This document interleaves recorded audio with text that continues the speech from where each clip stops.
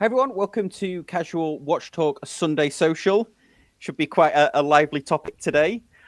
And I'll just get my intro in before my mic decides to cut out again, because for some reason it always keeps cutting out at the start of these, so I apologise in advance. But before we do that, Mark, do you want to kick us off with the old wristwatch check? Well, if anybody ever does shots every time we say Christopher Ward on this podcast, you are not going to have a good afternoon, because here is a Christopher Ward C63 Sealander Elite with a lovely little titanium case and the push button crown. Love it. What's the diameter? 41. Nice. But it's this is the first generation of the light catcher case, and it's always looked better in the darker color of titanium. And you might be able to see. Yeah, there you go. Yeah, very nice one. Todd and I were other Todd, Todd with two D's. We were talking about. No, that sounded rude. We did that on the podcast. We talked all about the light catcher case and likened it to the sort of the heaviness of the Rolex, like when you pick up a Rolex. Okay, Dave, what are you wearing? What am I wearing? I am wearing. Well, I'm not wearing it because it's lying beside me, but my Snoopy. So this is what David is utilising today and this weekend. So yes, I haven't worn it for ages actually, and I decided that it was about time it got some sunlight. So yes, it's out and about. Wow, very nice. Very glad to showcase it on here. It's such a beautiful watch.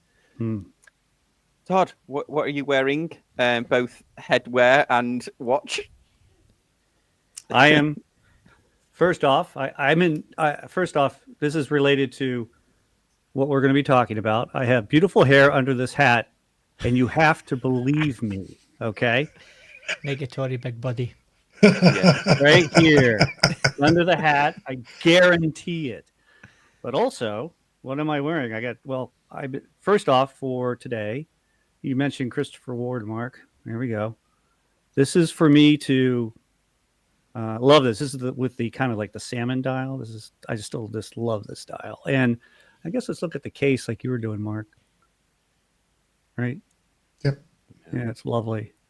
Titanium, but it's still got a good heft to it. I still like some weight in my watches. And of course, I can use it to communicate to Teddy Baldassar and Andrew Morgan. Hello. So I'm going to try that later. But I am also in mourning. Why am I in mourning? We're going to talk about beautiful machines that have gone out of business. Number one, the real Saab. There's a real Saab right here, 900 turbo. My dad had one, and also in spirit, I have my CFB Heritage by Compax chronograph, which is refused. Nice. There we go, refusing to see. So I'm also in mourning still for the untimely demise of fine mechanical institutions. Thank you very much. And I'm done. Loss-making ones at that. Loss-making, yes. Jaguar never made any money. Ferrari didn't make money for years, But here we are. Oh dear. I accidentally booted you out the stream then. I'm sorry, Todd. So it wasn't. It's a protest. Well, I am wearing, in honor of today's subject, I am wearing my Bremont or Bremont.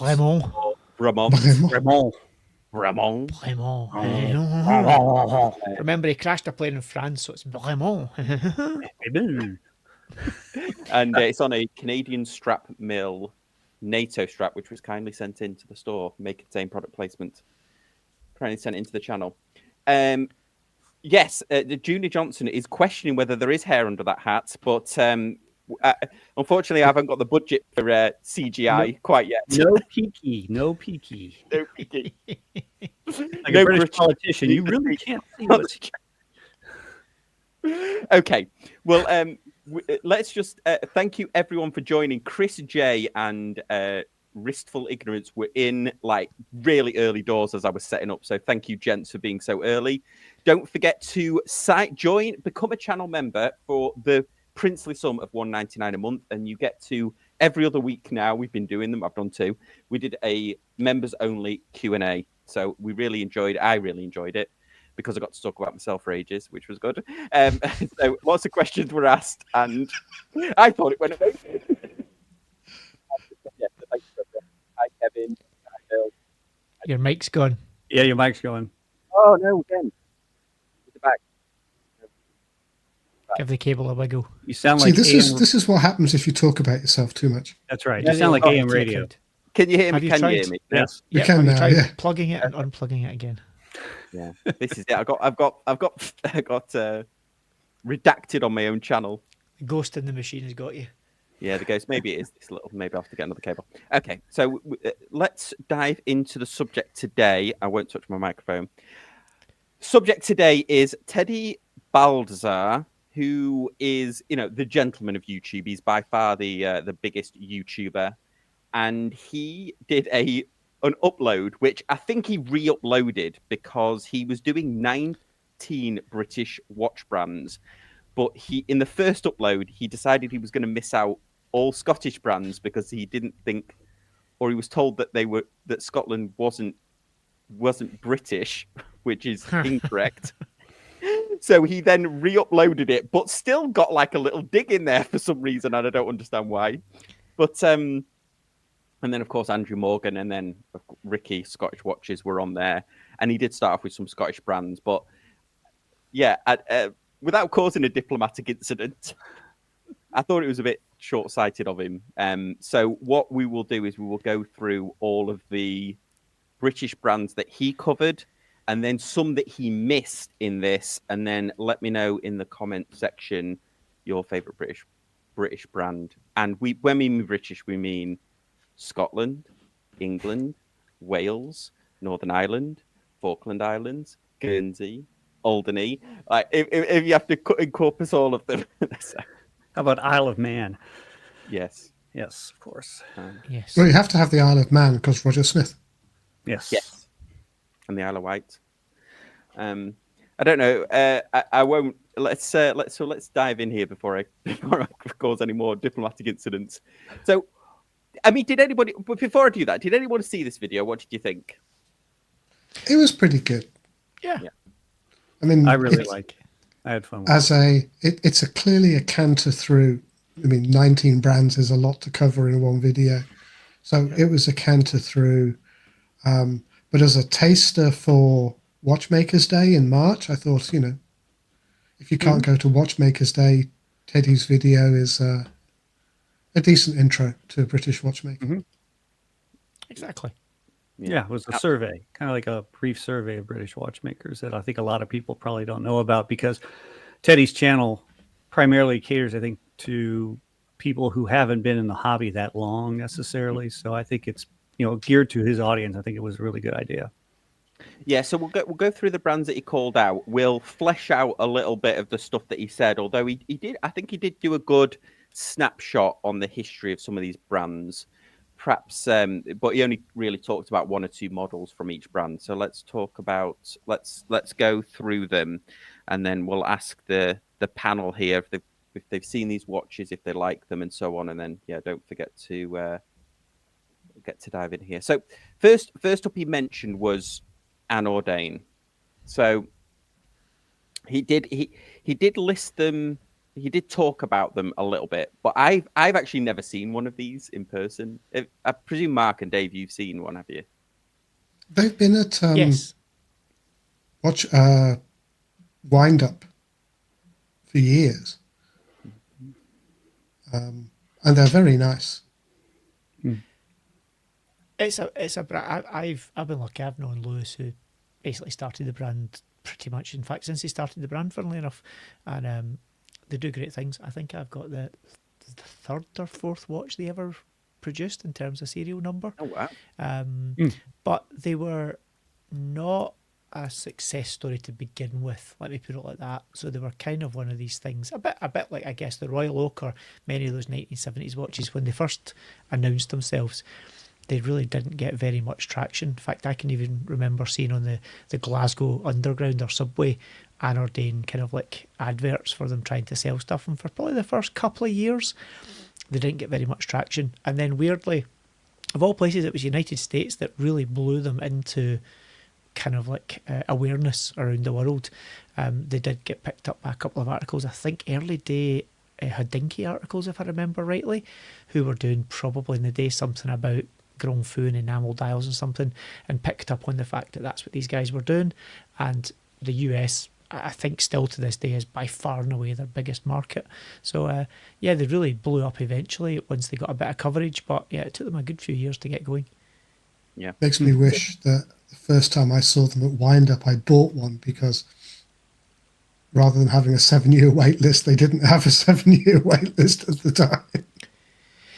Yeah, I mean, and I think it's fair to say, like, although 7 years is a long old time to wait, the reality is their wait list is driven purely by the number of dials Production that they can make a limitations, year, yeah. which is really not very many ultimately, because they are, even though they've become quite a well-known brand, they are not set up on any form of what you would class as industrial scale.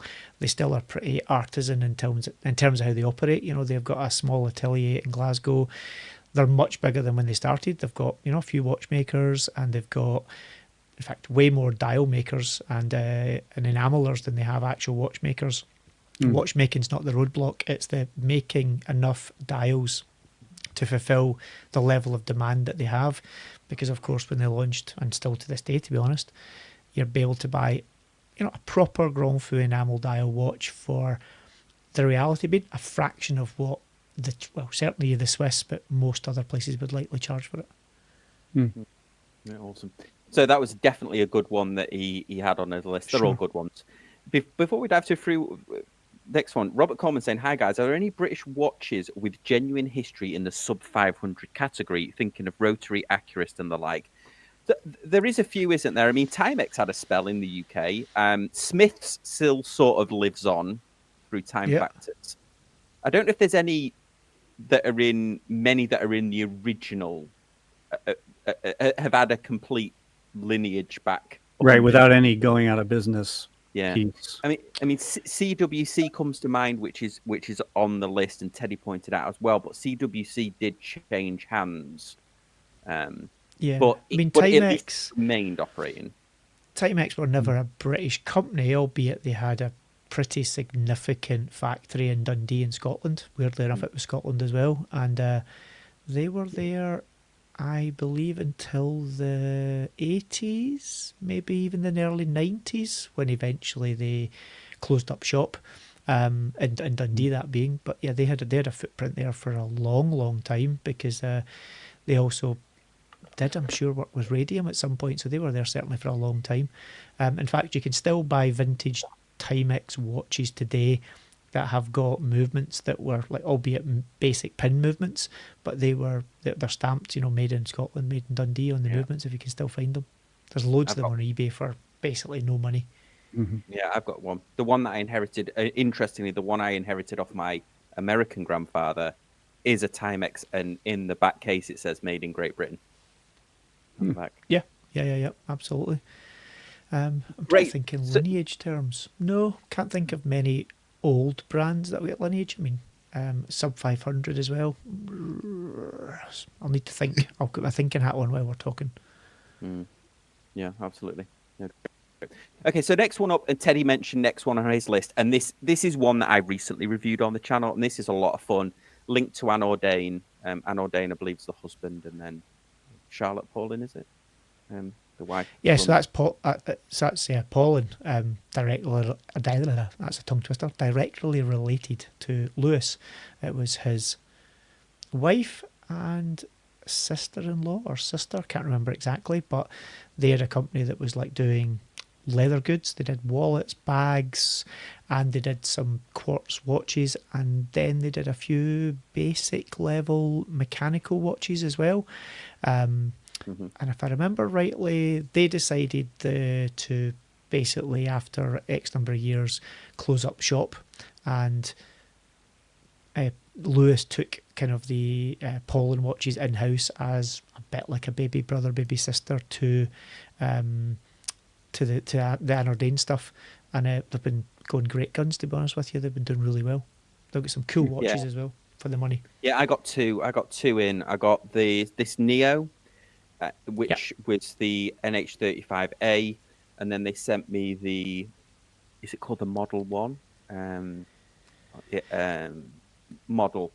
This one with the Le Jeu Paré movement in it as well. I really liked them. There was a little things that I didn't love about it, which I believe that they're not correcting, but they're going to offer more solutions. First being that they're acrylic crystals, but which is not something I personally like. But I like the fact that they do quartz as well. In fact, I recommended in my review that the quartz would be a really good one because they're so quirky. Yeah, no, these are really cool. The Neos, I think, if I remember, they were the first, maybe serious watch is the wrong word, but they were the first one, I think, that caught the attention of folk who maybe wouldn't otherwise have looked at Paulin, because they were kind of, fashion watches is doing it a disservice, but they were kind of like watches for folk that weren't really watch people but wanted something a bit quirky that wasn't Michael Kors, you know, they were kind of £200-400 in the UK, and mostly quartz. And then they brought that Neo out, which was kind of like a collaborative thing, because there was the dials were, if I remember rightly, the first dials I think were aluminium or aluminum if you're American, and it's they a special were process, anodized aluminium. They had like an anodizing process that, if I remember rightly, had been done in the west coast of Scotland somewhere, and the pad printing. The pad printing actually was been done by anOrdain because they had a pad printer and Paulin obviously didn't. So even those early ones that before the relationship with anOrdain was more obvious were partially being produced by anOrdain because they were doing parts of the dials. You're right. Yeah, they were like an anodized aluminium or aluminum. And actually quite hard. I was reading when I was researching it, and I got to shout out to Lucy from Watchbox Diaries, who works for Paulin. It's actually quite a hard process to get them color consistent. So they actually perfected a process for getting the anodized aluminium bezels color corrected. I would be all I won't say it, but I would be all in on these if they had one feature added. I don't know what that is. Doing one. They are possibly doing one. Is it a moon phase? Yes, it's got to be a moon phase or chime. A chime. A chrono chime. Yeah, that's what we're after. Indicator, but, perpetual calendar. Perpetual calendar. Would that be enough for you? With the chime. With a chime and the moon phase. And a radio. And accurate to 6 billion years, but at the cost of $426. There it is. Yeah, absolutely. Okay, well, so then this was another belter that he put on his list. So yeah, a good one that he had on his list. Next one, I know the name, but I am completely unfamiliar with what these look like. But this is a Scottish brand, Clemence, as well. Yeah. Have you seen this, Dave, or Mark? Yeah. Edinburgh based. I actually love this little kind of, it's kind of like slices of a pie, isn't it? The kind of green, the orange, and the purpley, bluey colour. They are relatively inexpensive, nice watches, and I think for me they're a classic example of a great alternative to spending your money on the high street with something like, say, a basic Seiko 5 or an entry-level Seiko Presage or something like that.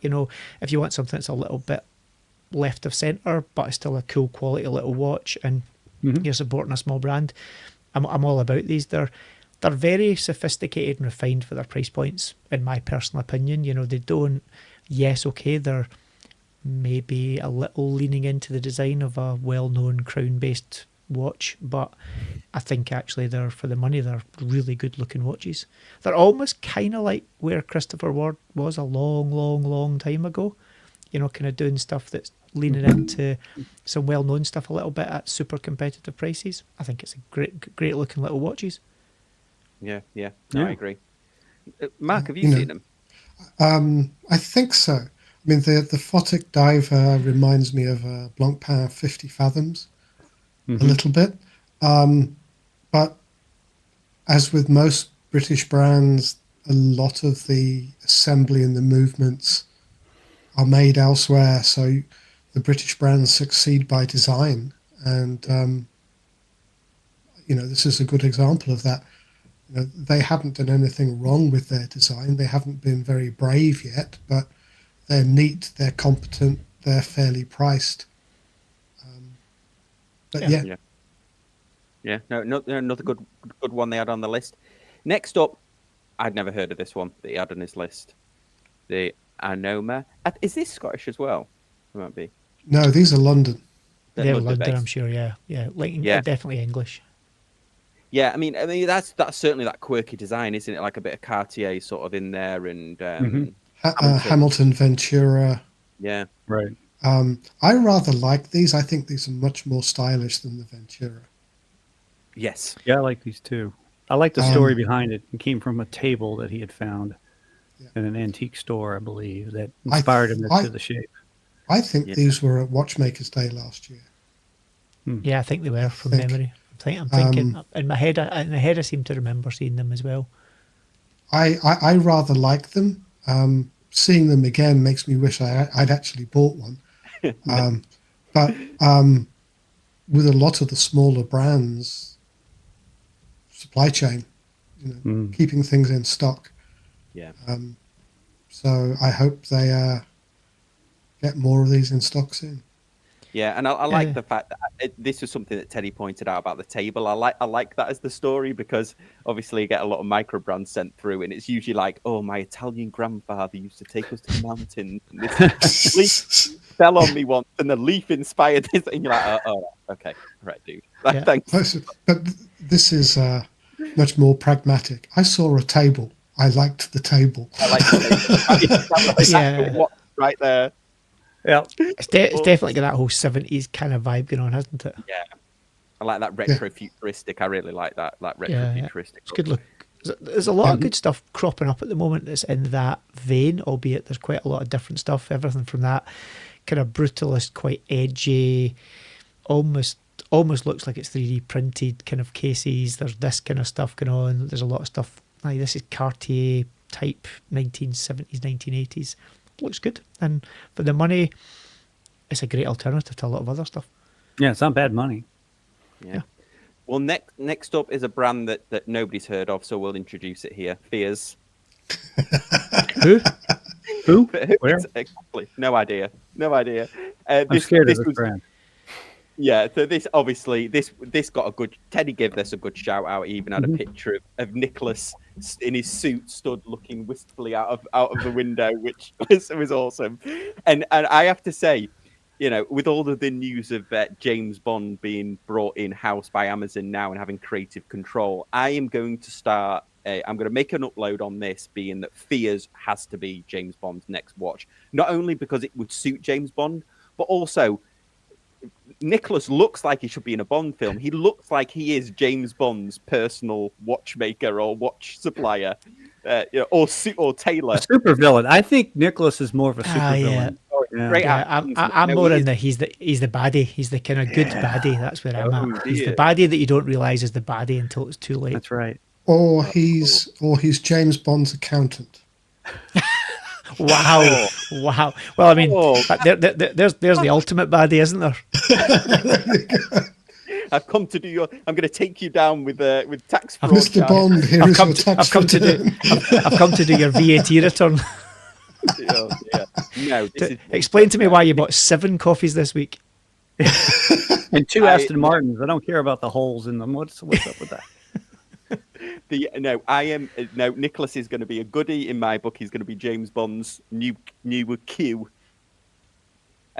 Awesome. Yeah. So I know we're making light of this, but yeah, just an incredible British brand. But these it deserved its place on that list. Yeah, his mother pearl watches and his jump hour are really. And his Garricks. Although those Garricks are exceptional.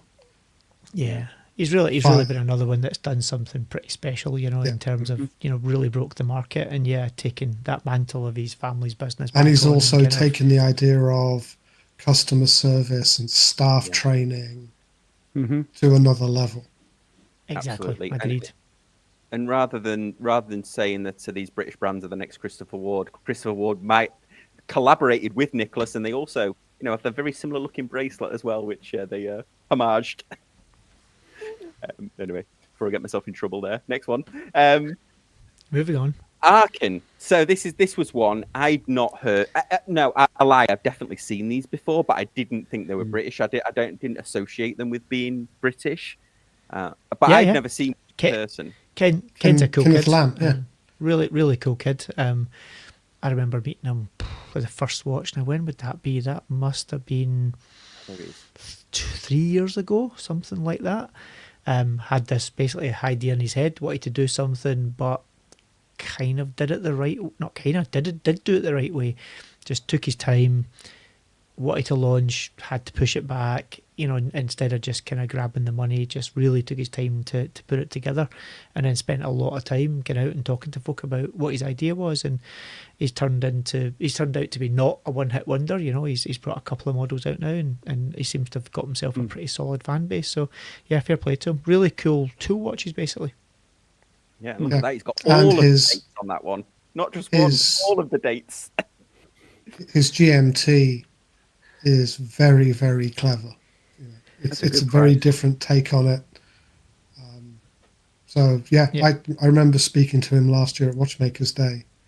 You know, great to talk to. I would be more of a fan of his dive watch, which I think he's discontinuing, but you know, that's just me. Yeah, awesome. Well, yeah, I'd love to get him on the show if you guys know him that well and you can hook him up. Yeah, no, he's a lovely kid.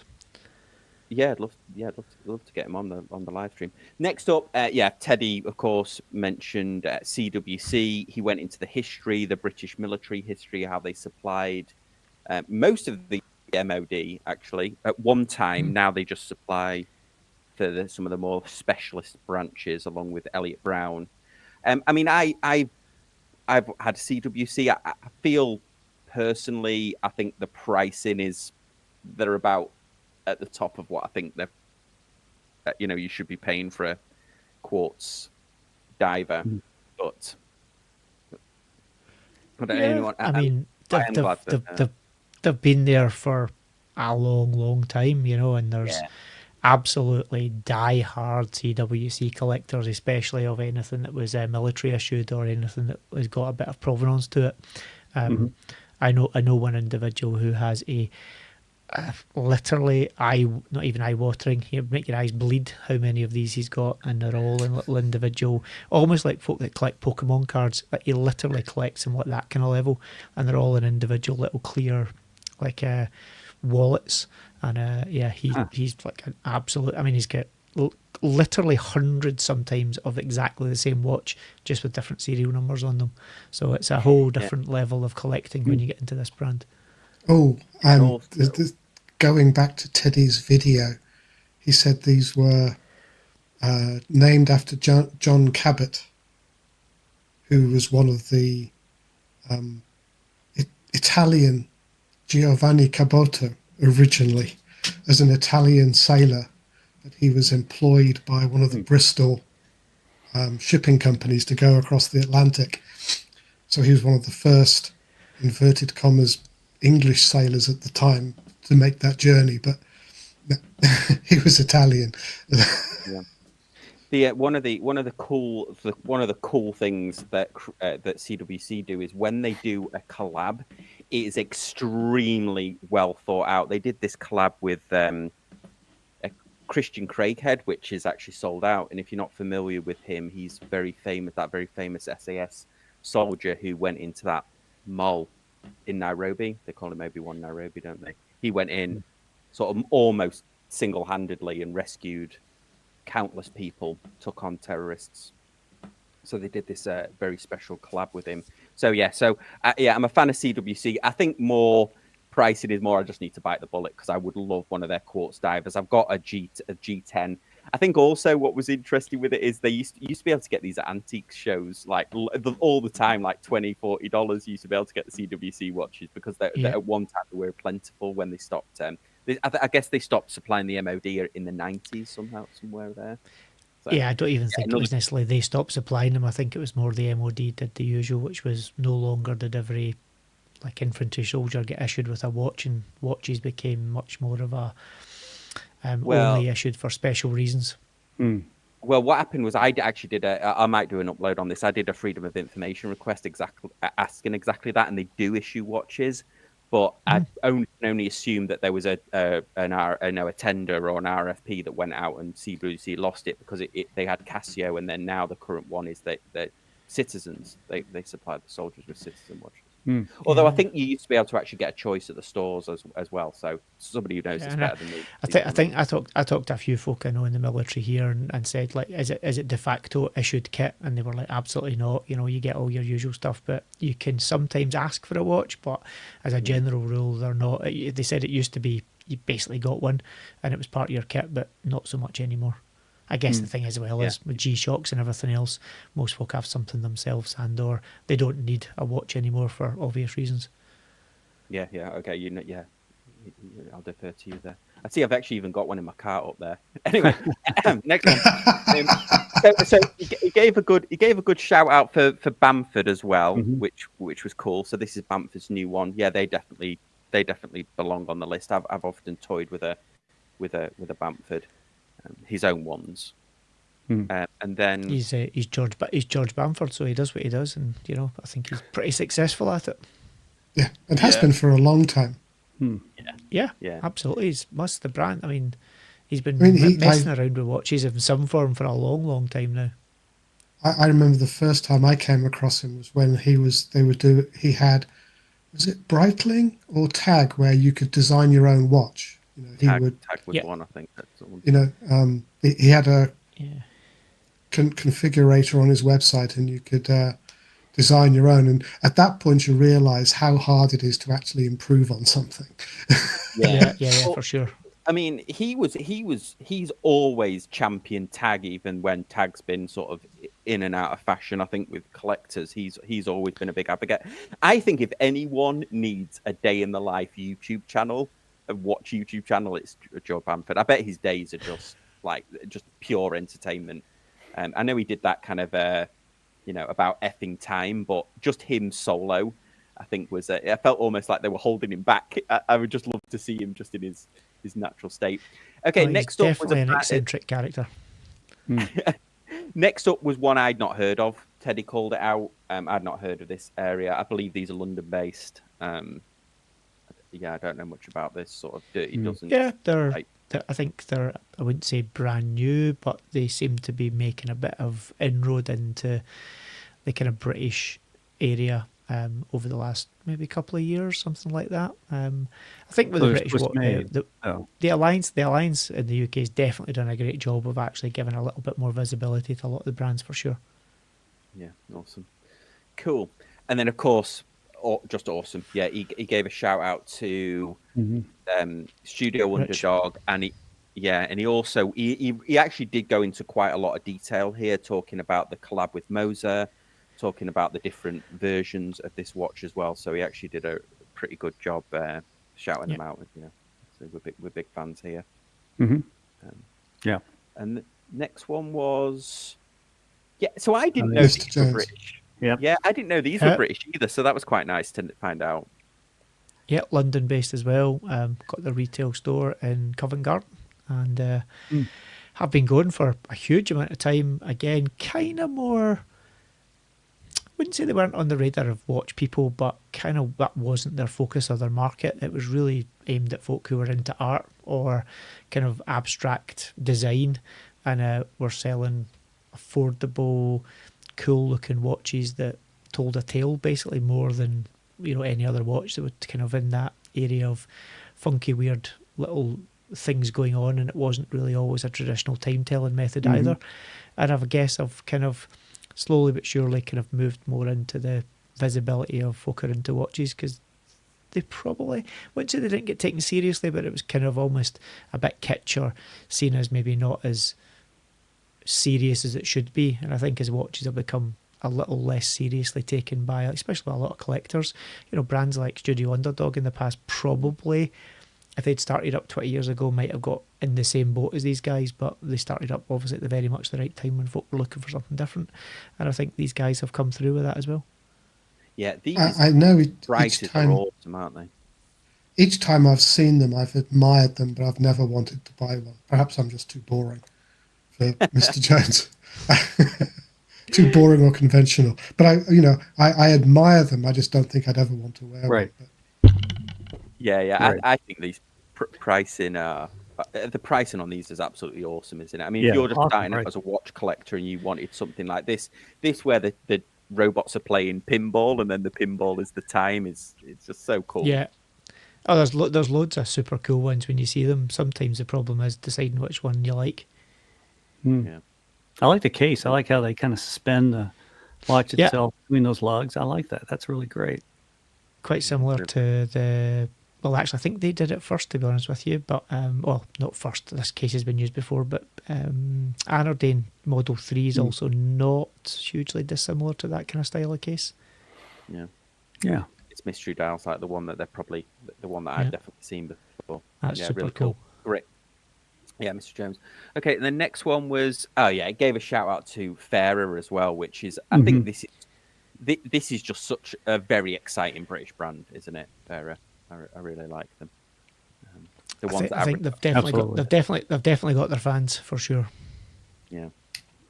Yeah, I think in terms of marketing, they've been overtaken by Christopher Ward and Studio Underdog and Fears.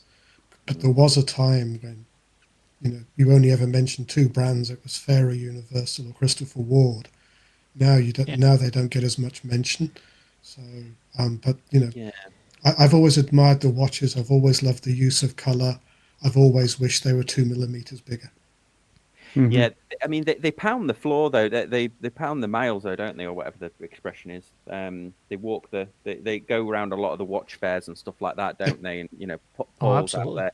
He's come on this channel as well, although the audio was a bit off on that review, unfortunately. But yeah, really really cool brand. The ones I've reviewed, I forget which one I reviewed now. They sent me one in for review. Really liked it. Oh, it was one of the chronographs. I love that blue monopusher GMT is beautiful. This is beautiful. It's kind of like a Lejour like layout with the two dials up there. I've seen that on Lejour. Yeah, this is a beautiful watch. I think the pricing's like spot on as well. I think they're about right. Next one, which is one of the. I think this is one of the oldest British brands, isn't it? It just hasn't got a direct lineage, although it is. He is related, isn't he? Let me think. So currently, the lineage is definitely family. I don't know whether it's.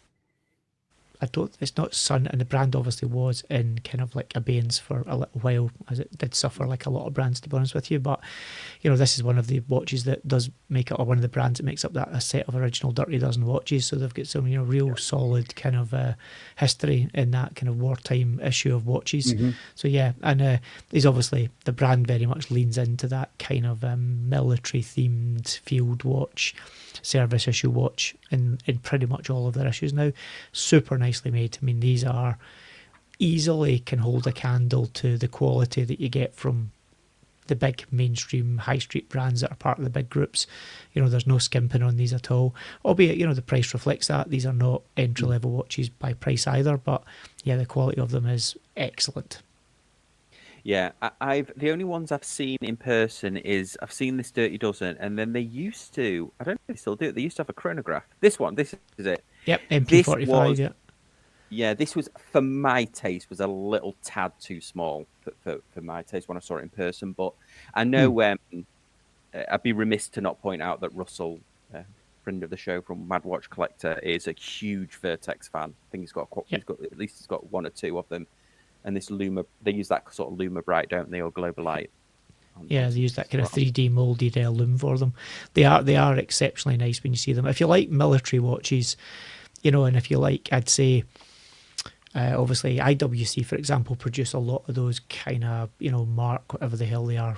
They've got that many of them, but those kind of real simple Mark 7, Mark 6, whatever they are, watches, and they're all in the 5, 6, 7,000 category, and these are, I would argue, just as well made as them, and significantly cheaper than those. Yeah, that's great. That's great. Yeah, no, this was another. I mean, they're all very worthy to be on the list. Let's have a look. Okay, next up. Oh well, Dave, I'll let you introduce this one. Isotope. Jussi is a great guy. He's actually originally Portuguese, but has been in the UK for a considerable period of time. Used to work in a completely unrelated industry, had a successful business, sold his business, and decided he wanted to do a watch company. And I can remember him coming to Red Bar London in the very early days of him setting up the business. And his very first watch was going to be a jumping hour watch. And if I remember rightly, it was like 4,000 or 5,000 he was aiming at, and then kind of pivoted when he realised that's a pretty tough ask for a brand to come into the market that's completely unknown at that price point, and then just started producing stuff in the really, I guess, just below 1,000 to 1,500 mark, and has got a unique design language of his, and has really gone from strength to strength with them. I'm a big fan of, you say, he's really nice guy, but really determined to make it work. And he's always got a tale and a story behind each watch he does. There's never, let's just make a watch for the sake of making it. It's always got a wee tale behind it. And his chronograph that he's been working on now for at least 3, if not 4 years. I saw the early prototypes of it. It's only really, I think, coming to market now, and it's super cool. It's just nice little attention to detail. Doesn't really look like anything else out there.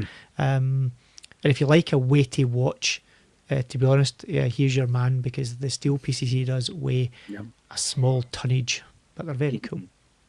Yes, this disc moves around to reveal the numbers instead of it having a hand that points at the numbers. Yeah, I don't Super think cool. he had these at Wind Up last year. But there's the other, he's got this one, and then the other chronograph he's got, I could see being good competition for my watch budget for this year. I'll see if I can grab it. I think it's here.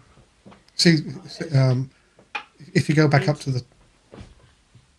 Sorry. Oh, sorry. He made me this. Let's see if I can get it to focus.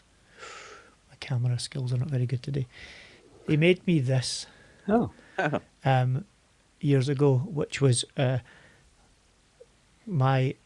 knows I like space, and sadly a few years ago my dog passed, and a friend of mine drew a picture of my dog as an astronaut, as like a mission patch, and then he got someone I know to hand paint this on a turning disc, the GMT disc in the very centre, and you see this has got the date and the little dots, so it's currently in the wee orange dot there. And then that's like a GMT. You can see at the top here. That's a GMT disc. So he does some really cool stuff. He also had that mirror finish dial, didn't he? Yeah, he did. He did a watch called the Mercury, from memory. Yeah, I saw that on it. Was he did a limited edition one, which it honestly looked like something out of Terminator. That's not that. It's that watch, but that's the one with the satinized dial. But he did one where the actual dial itself was the same as the case.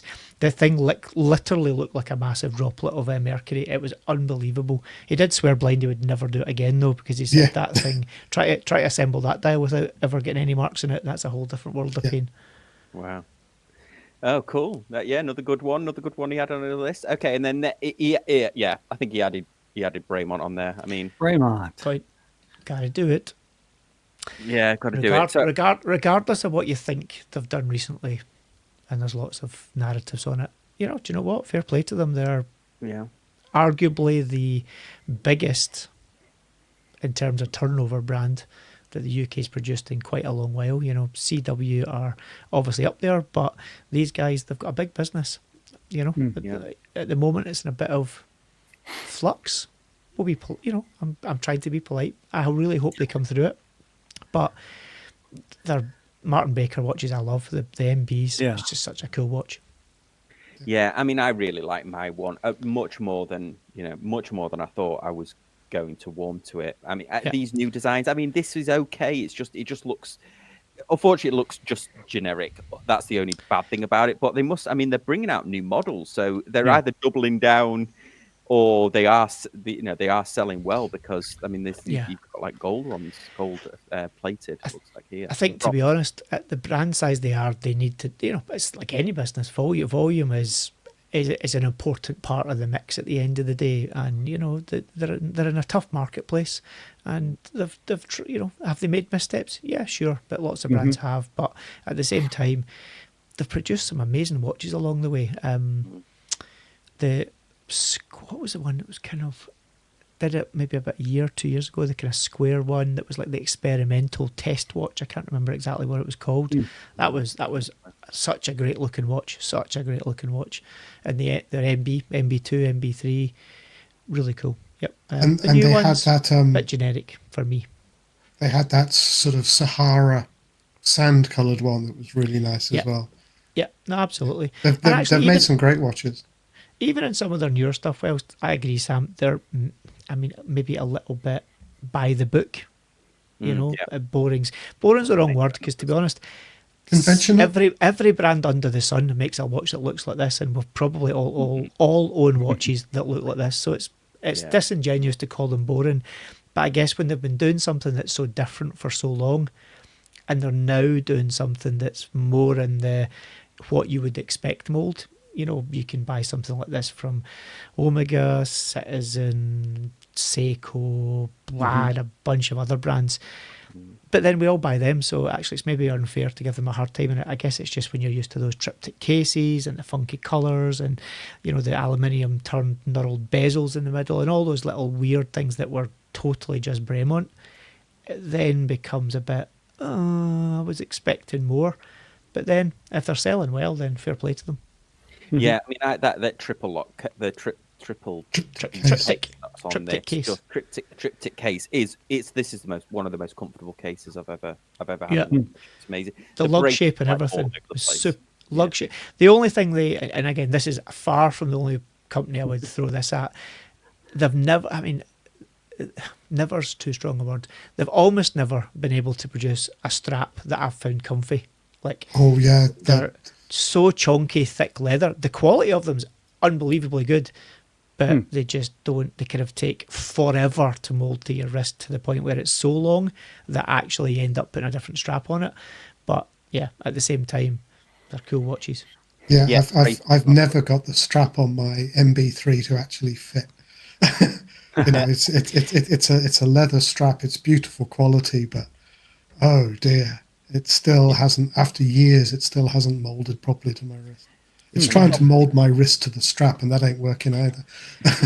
Yeah. You need a curved leather strap for this, don't you? Because, well, certainly on this one. I mean, luckily I got some curved spring bars, so I could get a NATO on it. But the lugs are so close. The spring bar's so close to the case of the watch.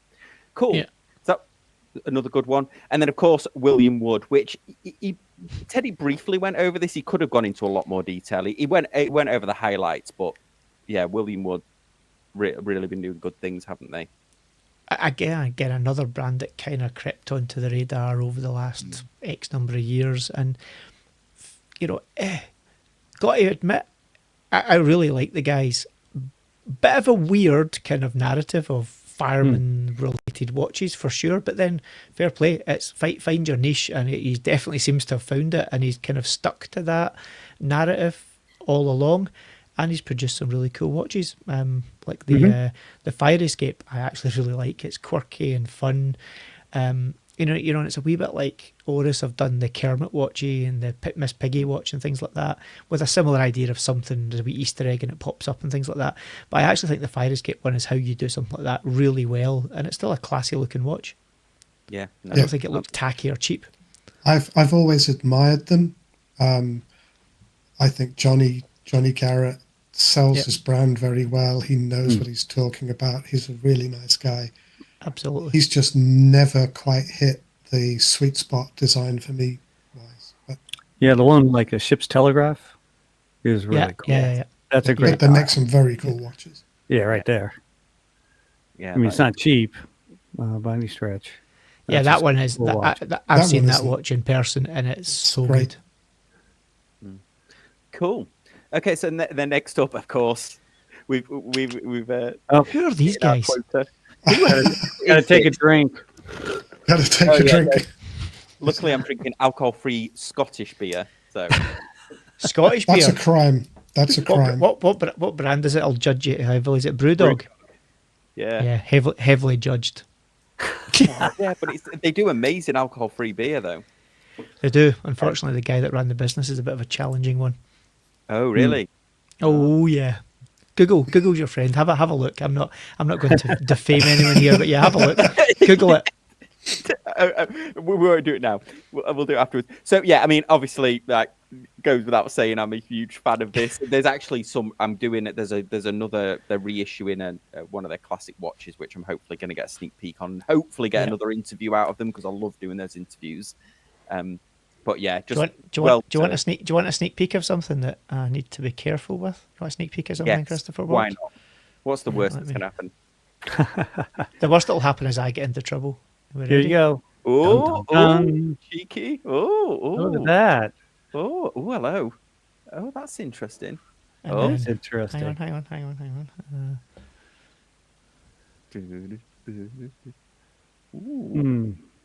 Okay. Portfolio there, maybe.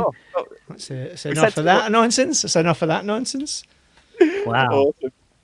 Yeah, I mean, what to say about Christopher Ward? Great all-rounders. I mean, the Bel Canto obviously was like a breakout success for them, but I still think their Sealander, their Sealander with the the case is just it was a triumph.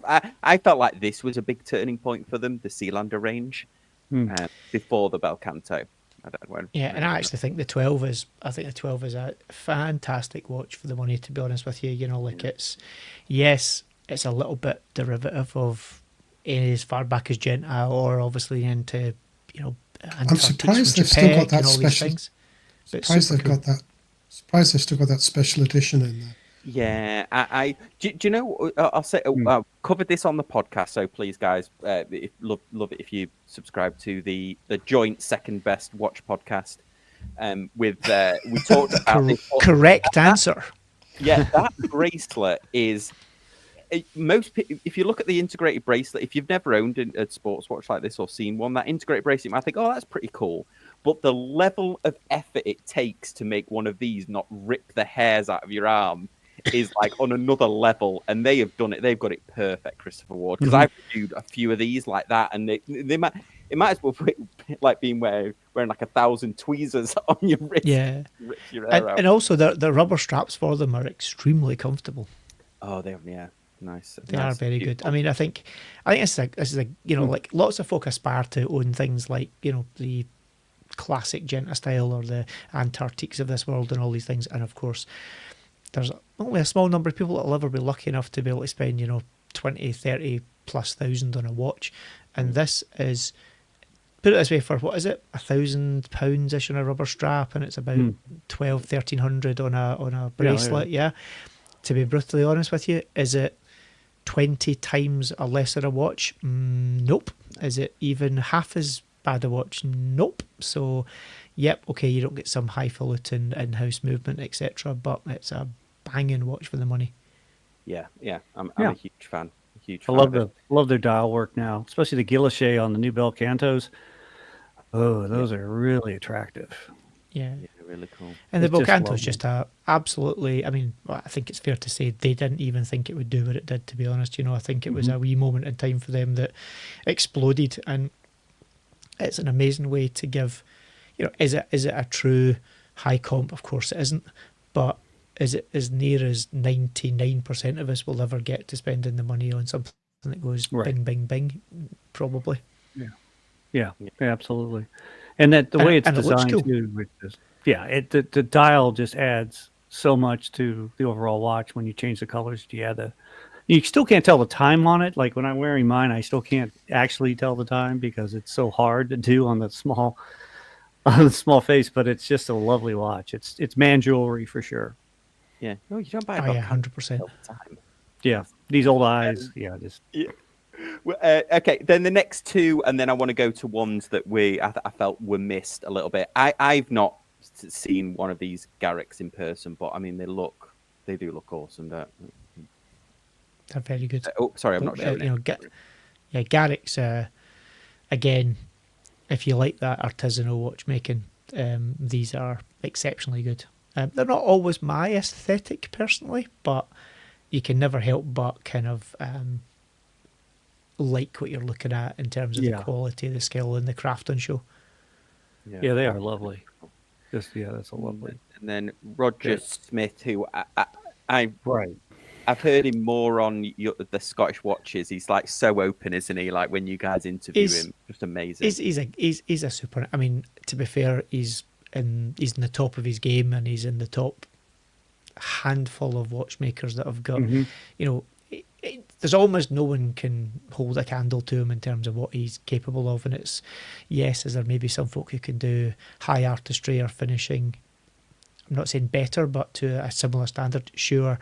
But he's the full deal. He is literally the guy that you can give a bit of paper and a bit of time and a big chunk of money to, and he will design you something from the very ground up. You know, he's one of the few people that can actually do that. And it'll again, work. Yeah, and again, aesthetically, is it my cup of tea? Not really, to be honest with you. You know, it's too oldie worldly in terms of aesthetic and too kind of. I mean, some formal, but some of these watches. I don't know how to put my finger on it, but there's just it's just not my aesthetic. But they're beautiful when you see them. And he is, to speak to in person, the nicest person you could ever meet. Oh yeah, 100%. He's kind of not what most folk expect. He's so unpretentious. Yeah, he's got no, there's no kind of pretense, no. He's very open. He'll talk to anybody, and he doesn't.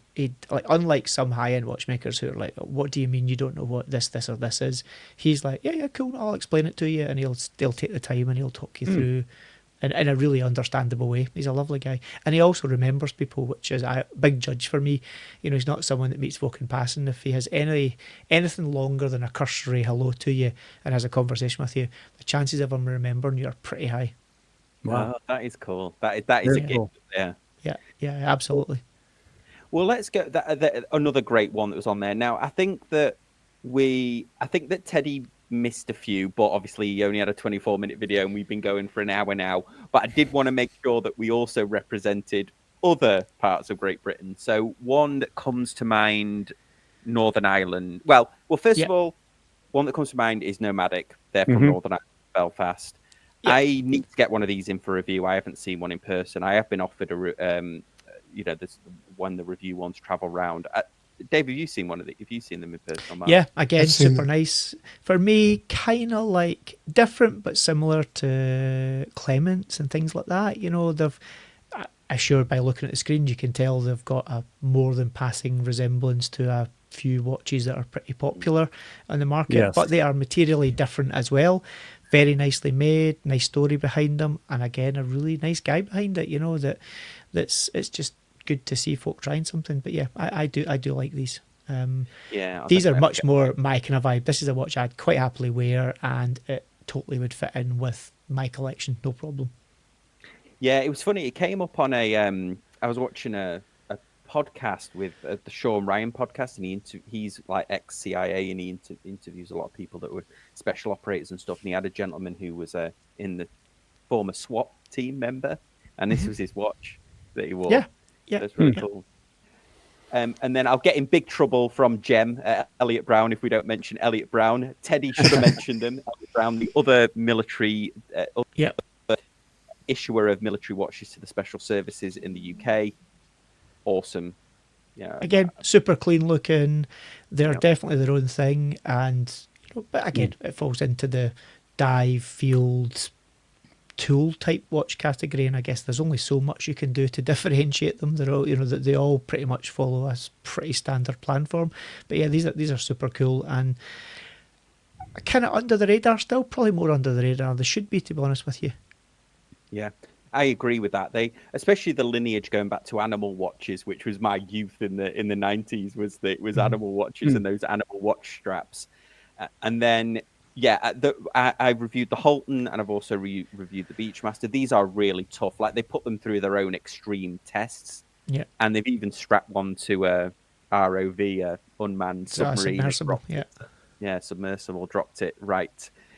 Really cool, hard-wearing watches that, I'm definitely a fan of. And then a watch brand that isn't out yet, but it is representing Wales, and that is Simon, who runs the Escapement 24 YouTube channel, is bringing out a brand. This is actually an older brand that he bought the naming rights to, or the thing, the name of, and he's bringing out this watch. Hopefully, I'm going to be one of the first to get my hands on it because I think it actually looks awesome.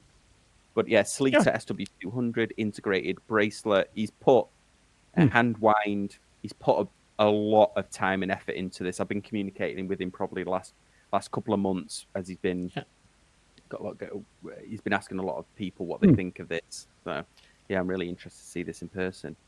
I like that more than the 12. I like the dial and indices better than I do the 12. Yeah, and it's got a kind of vibe of the 12. It's got a vibe of Antarctique, but it's also got a wee vibe of one of the older IWC Ingenieurs, that bezel. Yes. Yeah. You know, and none of those are a bad comment, by the way. You know, it's like you know, you can't you can only reinvent the wheel so many times. But yeah, the dials it's super clean. I mean, super clean and legible looking. Especially that one. That black one there, just super clean with a wee hint of blue. That as well looks pretty nice. Yeah, a little Aquaterra-ish to me in there, but I really love the dial color. If the real dial looks anything like that, he's got a hit. Well, he has got some pictures of the dial manufacturer, and in fact, he actually sent. I think the last sort of time I was chatting to him, I think he's had to delay it a little bit. But I mean, we're talking. This might be out in March. But he took some inspiration from Bamford there with the blue as well. I was like, oh, that's nice. Little Bamford blue. He's like, oh, I'm a fan. These look like a masterclass in how to not over design something to me. Yeah, that's a good point. Yeah, super clean. Hopefully, we'll get Simon on the show either next week or we'll start bringing him on as he brings out this watch, and then hopefully I've got myself, and then hopefully Watch Chris is going to get the first review samples of these prototypes, so we should be able to bring you a good review of these. Looks good. Awesome. Really well, we covered them all. Actually, I'll ask the panel, was there any that we missed? Or there's so many. Loads. There's loads. I think there's circa nearly 100 British brands now. You know, everything from tiny to other stuff, you know, but yeah, there's so many of them. That's a good overview though. I think we've covered a fair amount of price points. Yeah. You know, and as a prelude to Watchmakers Day, what was it, 47 brands there this year? Yeah, something like that, you know, something of that ilk. And all the general public tickets sold out within 15 hours, and all the Alliance member tickets have gone. Bowcroft, another cool little brand. Yep. Brooklyn's doing some cool stuff. You know, Zero West. Yeah, Zero West, another kind of, if you like that kind of slightly more toolish kind of tactical type watch going on there. Prestex Duckworth, how could we forget them? You know, like they're reviving. You know, his family. I think it was his father's or grandfather's business going back Grandfather, as well. I think. Yeah, I think it was his father as well. Might even have gone back further than that. You know, Dakota makes some good stuff. Yeah. Absolutely. Yep. And we're only at G in the alphabet. Yeah, we're Autodromo on that list. Autodromo? Yeah. Probably where else? No. I think they're American, are they not? Autodromo. I think they might be American. I think they're American. They were at Watchmakers Day last year. Maybe they are then. Maybe they are. Yeah. I wonder if they do. I could be mistaken, but it was something like that. Yeah, I'm trying to find one now that I'm going to be in big trouble that I forgot to mention. His name is Sam, and he has come on the channel, but I cannot remember the name. I'm going to be in big trouble here. Miles as well, Marlowe, good couple of brands there as well. You know, exactly. What's Pier's brand? Night watches. Those guys have done. They've been about for a while. Night. They do a lot of military stuff as well. They still supply a lot of tactical forces. Pinion. Yeah, Pinion is another good one. Excellent ones. Yeah. Is it called Schofield? Can't forget Schofield. Some really funky, different stuff there. Siderus as well, or Siderus, making some really weird and wonderful stuff that's pretty cool as well. Sure, there's genuinely so many of them. Yeah, I mean, there's a few of these that I'm like, I don't know these guys, but I mean, Storm watches, and most folk have heard of it. You know, a pretty mainstream brand. You know, but they are ultimately a British brand. Oh, I never knew that. Storm was big in the 90s, huge in the 90s with Yeah. the really pronounced crystals that they used to have on there. Yeah, Wessex Watches, those guys. He's a one man band that uses, if I remember rightly, he uses weird and wonderful software and lasers. I'm sure it's lasers. He uses like laser etching machines, but this guy, I'm sure he used to work for Microsoft at some point in his life and has learned how to hack the base code for these laser machines to get them to do things that they're not designed to do, and he ends up making dials out of them. Pretty cool. Wow. And the great thing about the British watchmaking and the brands you'll see here is just how many young people there are starting off with these businesses. Mm-hmm. So, that was great to see at Watchmakers Day last year, just how many people in their late 20s, early 30s are starting brands. Yeah, absolutely. What a great future that gives that gives the British watch industry. And also, to be honest, lots of them are employing people now. You look at Rich at Studio Underdog. He started it himself basically 3-4 years ago, and I think he's now got 6 full-time staff. So these people are employing people now. And you've got companies like huge team. Companies like Horologium starting off with assembly as well. So yeah, one of our watchmakers actually went to school with him, who then came to the UK to do something different. So yeah, it was it's great to see. I mean, it's great to see. It will get so far. Like a lot of folk have said, "Oh, can we bring full watchmaking back to the UK?" Yes, if you're at the level of Roger Smith, you can. But the industrial base, to be honest, same problem the United States has. Same problem, to be honest, pretty much every other country outside of Switzerland and Japan have. The structure's not there, even Germany, as much as Glasuta love to believe that it's all done by themselves, they lean on Switzerland pretty hard for certain industrial infrastructure, and that's the problem, is there's just not big enough an industry yet to justify the investment. And doesn't Solita have a factory in Glashütte to allow them to claim some things of Glashütte when they're Solita?